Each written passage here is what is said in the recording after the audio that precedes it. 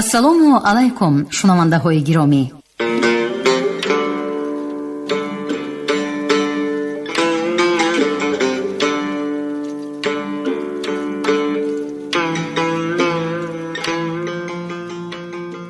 ба таваҷҷӯҳи шумо идомаи силсила гуфтори хонишҳои бадеӣ аз рӯи рамани сегонаи нависандаи халқии Тоҷикистон Ҷалол Икромӣ, духтари Оташ, 12 дарвозаи Бухоро ва тахти Вожгон. шунавандагони арҷманд, акнун ба қироати қисми дуюми рамани сегонаи Ҷалол Икромӣ 12 дарвозаи Бухоро оғоз менамоем. ҳоло гуфтори 20-умро аз рӯи ин раман бишнавед. ровӣ Ализода Абдурашид Хуҷамқул. қисми 6.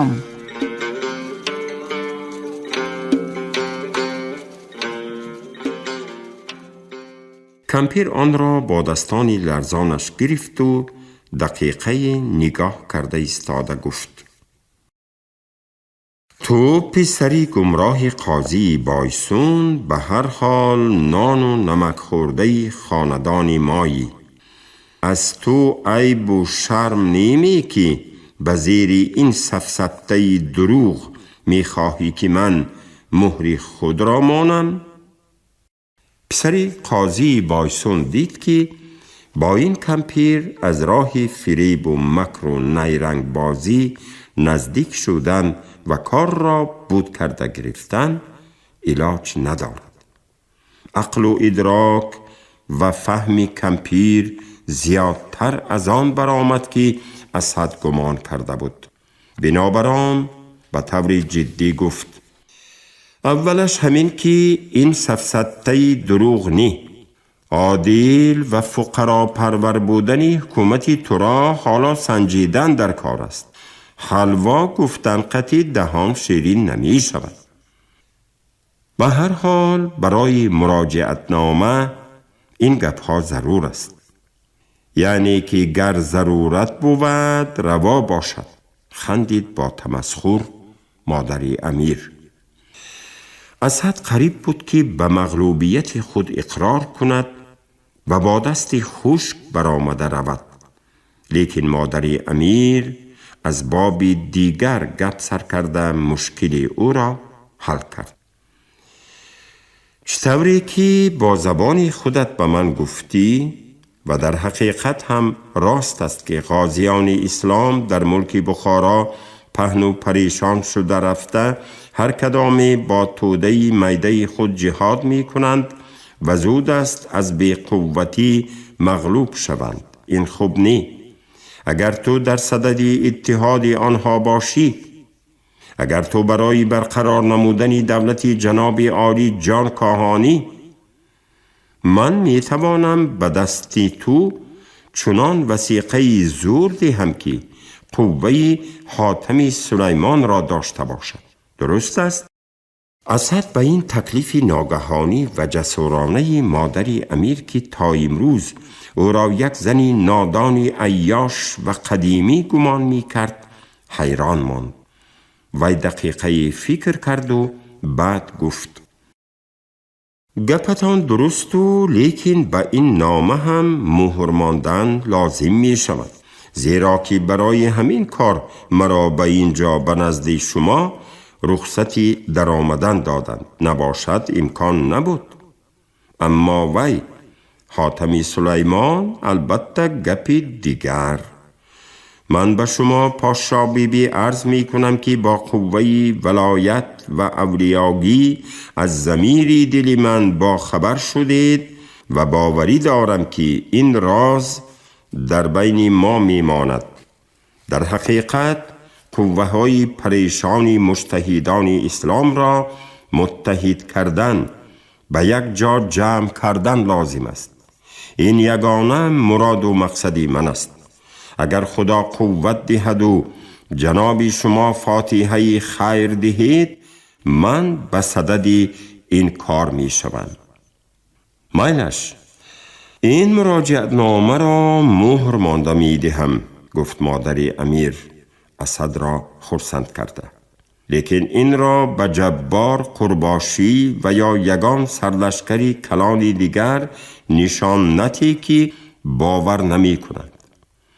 پگاه همین وقت بیا، من به تو یک وثیقه دیگر تیار کرده می دهم که خودت هم خرسند می شوی.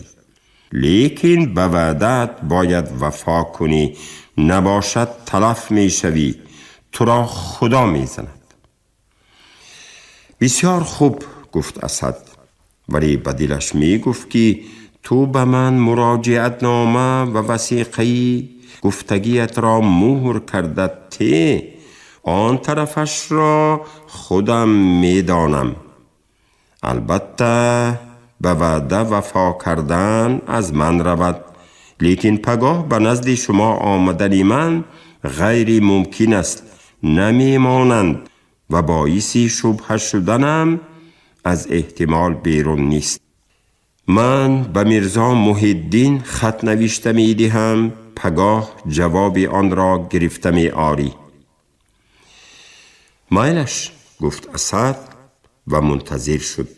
پاشا بیبی به آیمالله تنبور مراجعت کرد.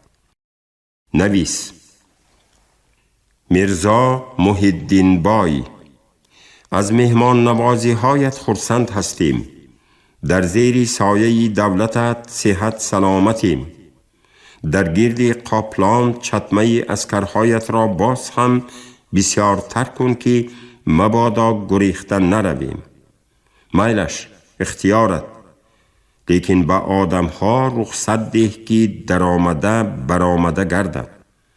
اگر باز مهربانی کردنی باشی، با دارنده این مکتوب درباره سلامتی امیر عالم خان به من خبر فرستاد. یگان سبد انار قربون یافته دهی بد نمی شد. پگاه منتظری جوابت می شوم. پاشا بیبی.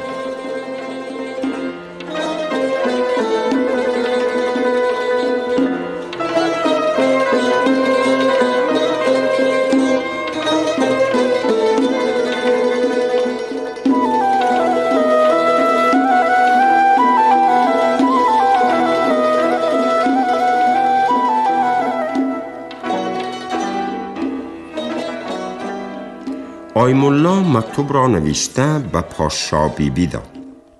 وی مهر ماند و به آیین دسترخوانچه دراز کرد که به اسد سپارد. مراجعت نامه؟ گفته اسد پرسید.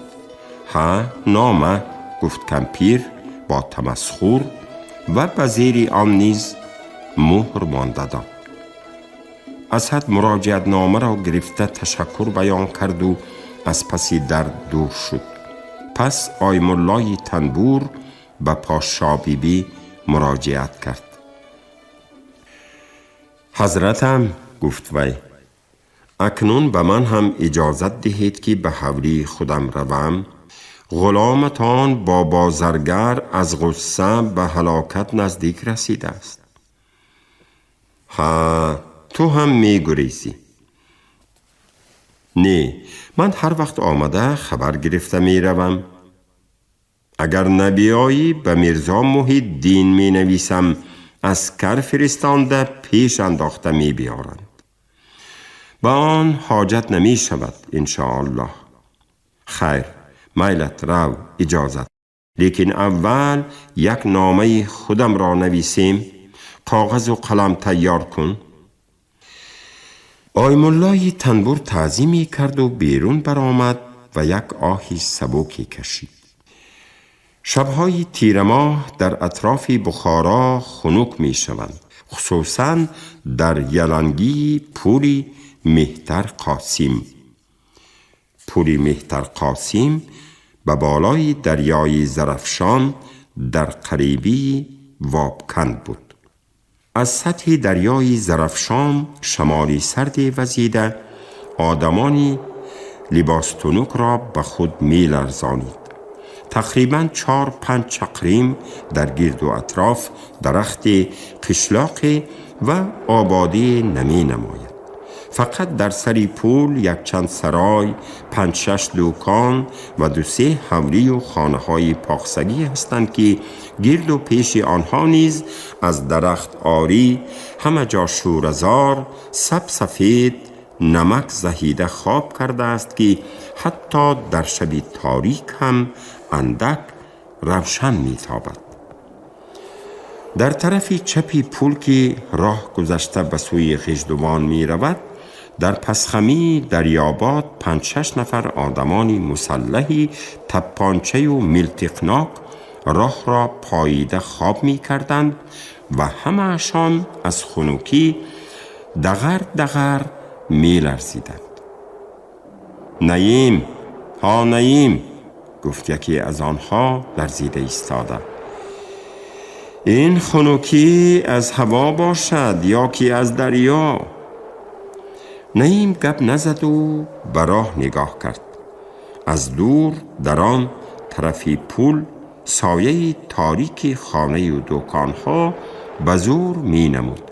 دیگر نه در بالای پل و نه در جای دیگر سایه جنبنده و حرکت کننده نبود. و غیر از شلدر آبی اندکی دریا آوازی هم شنیده نمی شد. هوا ابر بود و یگان ستاره هم روشنی نمی داد. نعیم، ها نعیمی تلخ، گفت باز همان شخص، چی به گپ نمی زنی؟ چی گویم؟ تو هم من بر این می لرزیمی؟ نه. این لرزشی بدنی من از چی باشد؟ از ترس. 1-2 کس پیقاس زده خندیدند. چی می خندید؟ گفت شخص اوله. شما نمی ترسید مگر؟ سید اکرم، گفت دوغ زده نعیم، آوازت گیر که نباشد چی کار می کردی؟ به مخصوم رفته می گویم جزاتت داده می ماند. مخصومت در حجره گرمککی سرای با دوستانش کیف کرده خوابیدند. ما باشیم در اینجا راه می پاییم. باز جزای ما را داده می ماندند. توبه، لااقل در بین خود گپ هم نزنیم. گپ زنی هم آهسته تر گپ زن لئین، گفت نعیم. تو چیزایلین راه زن که از خوسیدنی شکارت ملاحظه نمی کنی؟ من راه زن نه، من راه زنم می کشتگی. گیر گرگته، گفتمان کدامی. باز همه خندیدن. چی می خندید؟ خیر همین طور نه نعیم؟ گپ زن. ما راهی کی را پاییده ایستاده ایم؟ مخصوم نگفت که کدام یک باسمچی باید زن و دختری را از اینجا گرفته گذرد. ما باید از دست وی اسیره ها را خلاص کنیم. درست، گفت نعیم و در زیر لب تبسم کرده ماند که در تاریکی کسی ندید. استاکی باسمچی البته یکه نمی شود. اگر آنها بسیار باشند و قصر قصور ملتق پرانی کنند، ما چه کار می کنیم؟ قاچمگن نامرد، هر کی نگریخت نامرد است. ازبیکی. گفتمان کدامی؟ ما هم قصر قصور می کنیم دیگه، گفت دیگری. خاطر جمع باش، گفت نعیم. از 2 کس زیاده نی. آنها خیلی منتظر نشستند ولی از راه کلان گذرنده نبود. نهایت قریب در طرف شرق دامن آسمان سفید چه تافته بود که نعیمی تلخ از جا برخاست و دست و پای شخ شده مانده خود را یازانید و گفت خب پاییده شنیتان، مبادا خوابیده نمانید. من رفته از مخصوم خبر گرفته بیایم. نعیم به پیش با دقت سنچه کرده آهسته آهسته به راه کلان برآمد و به سوی آن طرف پل روان گشت. هوا باز هم سردتر می شد. در بالای پل هرهری شمال زیادتر گردید. عمارت‌های آن طرفی پول قلعه‌های افسانوی بر این می‌تافتند. در زمینه تیره و تاریک آن عمارت‌های پست و حقیرانه به نظری نعیم چون کوهپاره‌هایی از آسمان افتاده، چون قیرهای سرمرنگ پیش راه را گرفته می‌ایستادند. پس از به آخر رسیدن پل از دو طرف دو چایخانه کلان بود که به سوی دریا و راه کلان ایوان و کت و صوفه ها داشتند. پس از چایخانه ها دو سه دکانی بقال و عطار و بعد دروازه خانه سرای ها از طرف چپ و راست می نمودند. در میان کوچه کلانی به وجود آمده بود که دوام راه بخارا غژدوان بود. نعیم تلخ به آخر پل رسیده ماند و پس از دقیقه آواز دغلانه پرسید: کیست؟ اکا نعیم شما می؟ ها شیربای بیداری؟ پرسید. پیشتر رفته نعیم از پسی کدام دیواری سایه آدمی نمودار شد که در دست ملتق داشت و به نعیم نزدیک شده گفت: بیدار، در این خنوکی خواب می برد می؟ وی مردکی چار پهلو، چونگ و دغلی بود.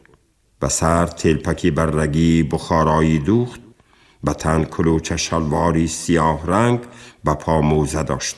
ریشی سیاهی کلانش تمام رویش را فرا گرفته و در تاریکی روی او را باز هم سیاه تر کرده نشان میداد.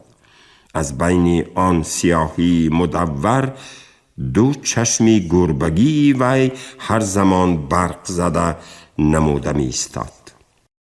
خوجه اینها خواب کرده باشند؟ پرسید نعیمی تلخ. نمیدانم، یگان ساعت شد که از طرف بخارا آمدند. نعیم حیران شد و لیکن دیگر نپرسید و به سوی دروازه سرای رفته روان گفت: خیر، با خبر استا. اگر از طرف بخارا عروبه نمایان شود با آدمهای من اشاره کرده مرا خبردار کن. مایلش، گفتم آن شیر. نعیم دروازه نیمراغ سرای را گشاده به درون درآمد. دید که پاسبان به بالای جوالهایی به تکی دیوار خانه چیده مانده شده نشسته، ملتق در آغوشش خوابیده مانده است. نعیم ملتق را آهسته از بغل وی گرفت. پاسبان هم گویا همین را می‌خواست که در حال یک طرفه لنده شده به خوابی مست فرو رفت. نعیم ملتق در دست از خمگشت خانه نگذشته آهسته سلفیده ماند. وی می‌دانست که در آنجا در تک ایوان و در آمد خانه کری عاقلف جای و جاگه کرده بیدار خواب می کند و هر سایه شبه آور را ناپرسیش پرانده ماندنش ممکن.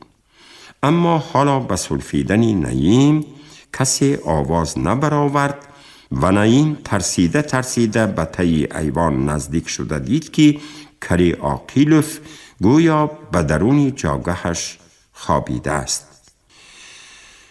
اکا عاقل، ها اکا عاقل، گفت با نیم آواز نعیم تلخ.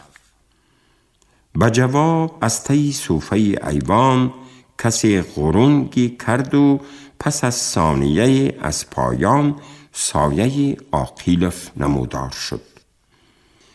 در آنجا چی کار کرده گشتید؟ پرسید نعیم. زمان حادیث، گفت عاقلف. آسوده تر خواب کنم گفته بودم. خوش چی گپ؟ هیچ گپ نه، گپ را از شما پرسم گفته آمدم. بجایتان کی خوابیده است؟ هیچ کس نه، لولا، گفت کری عاقل به بالای لونه نشسته. گپ را از ما شنیدنی باشی گوش کن. بچغرها شبانه براه نبرآمدند، باید سحر حرکت کنند. ما رفته از ستاره ماه خاصه تلفن کرده فهمیدیم. حالا تو رفته از دکانی بقالی نان و انگور گرفته به بچه ها برده خوران. حالا خواتیر نشویتان هم می شود. اکنون احتمال بعد از آفتاب برآمدن پیدا شود. هیچ باک نی. باز همان نقشه، همان گفته، همان کار.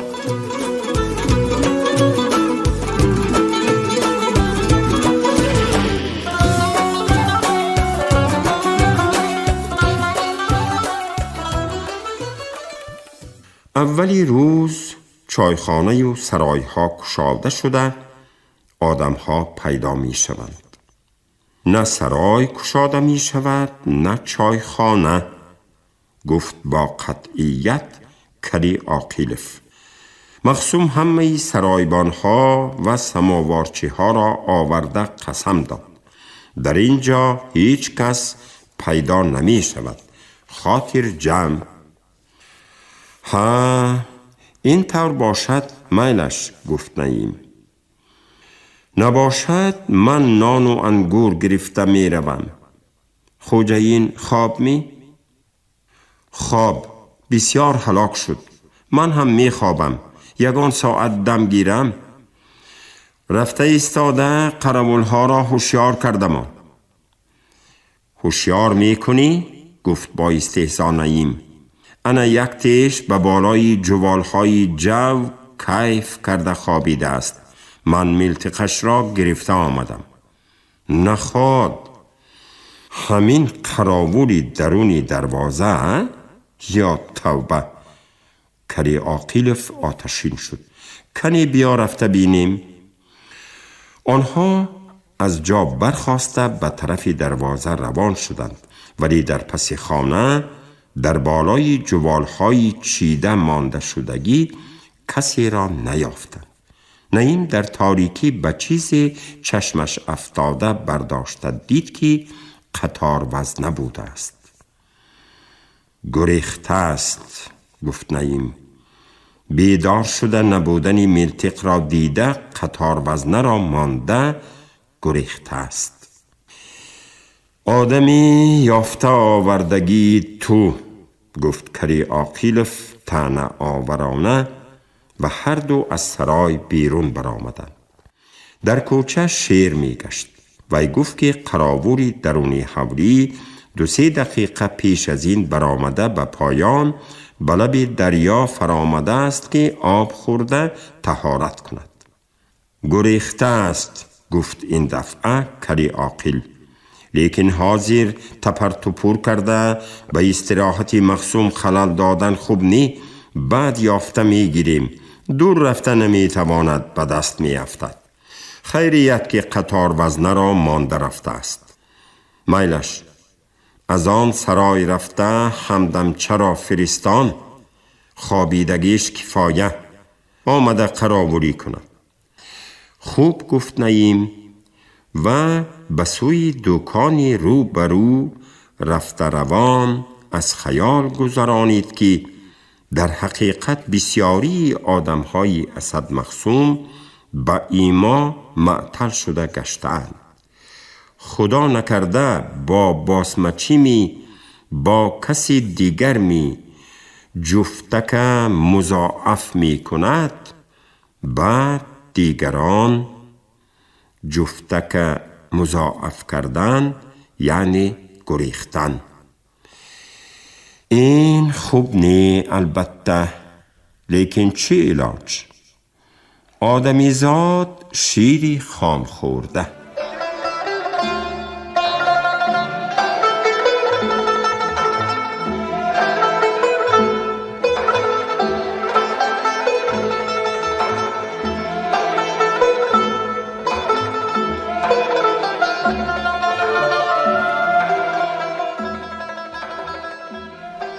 سحری بر وقت هنوز آفتاب پهن نشده، عرابه آنها براه در آمد. در یک طرفی پیش تخته عرابه کوتک خود عرابه کش، مردک قامت بلند، قاقینه کلوتریش نشسته اسب میراند. در طرف دیگرش کریم در تن از بالای کلوچه شالواری حربی، جامه کمپخته علاچه کژدمکی پوشیده و سر کله‌پوشی عراقی نیمداشت گذاشته بود. در این سر و لباس هم کریم به چشم عایشه زیباتر شده میتافت و او از بخت و سعادت خود فخری داشت. در پس کریم عایشه می نشست و سر فرنجی برو چشم بندی از داکه سفید پرتافته بود. در رو برویش از پسی عرابکش بی رجب می نشست که برویش چشم بندی سیاه از موی دومی اسب و بسر فرنجی نیم داشت بود. در آخری عرابه بخچه، خلطه و خورجین ها را گذاشته بودند. اگر شب براه می برآمدیم، گفت عایشه، حاضر در حولی می شدی. نقص کی تقات رخصت نداد، گفت بی رجب. شبکتی در زمانه های پرخطر براه برآمدند دیوانگی. نی راه ها خاطر جمع، گفت کریم، خصوصا راه غژدوان. هر وقت عسکرها آدمان اسد مخصوم رفته آمده می گردند. اما به هر حال روزانه رفتن نقص دیه. انا بیرون شهر چطور خوب، هوای صاف و سلقین، جنگ نیست. انا این گلجوی، آه رودی پیرمستی ما چطور باشد، کی باز ندیدیم. رفته خود همین روز آب بازی می کنم. نصیب، گفتمان بی رجب. کریم در حقیقت دیروز بر وقتتر از کارش خلاص شده نتوانست. بعد عرابکاوی کرد. نهایت همه کار را زیل و بام کرده به خانه حیدرقلعمک رفت که عایشه اینا را بار کرده به غژدوان رهسپار شود. نشد. حیدرقل اجازت نداد.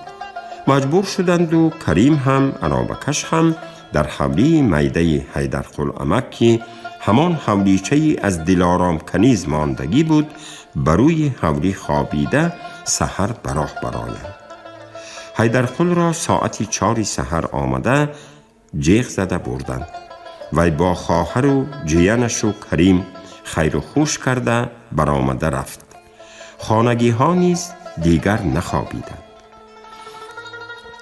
کریم به دو طرفی راهی کلان که درختزار و آباد بود نگاه کرده از لطافتی سحری باغزاری اطراف بخارا لذت می گرفت.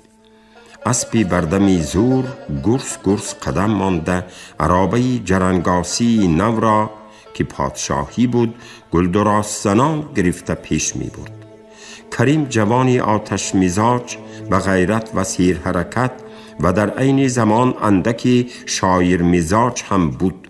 گاها خیال کرده ایستاده از آرزو و نیتهای جوانی قصرها می ساخت. از روی زمین همه ناپاک، ظالم و خونخوارها را نیست کرده در همه جا باغ‌های میوه‌زار، شهرهای آباد بنیاد کرده دلدار با دلدارش با عیش و نوش زندگی کند. بازارها آباد باشد، کس هر چیز دلخواهش را بی ملال یافته گیرد.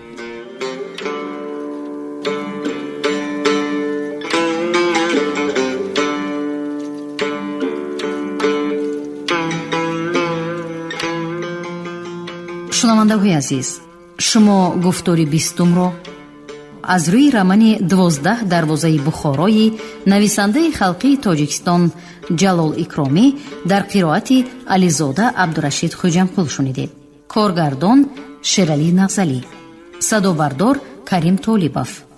поёни гуфтор аз силсилаи хониши бадеӣ. шод бошед.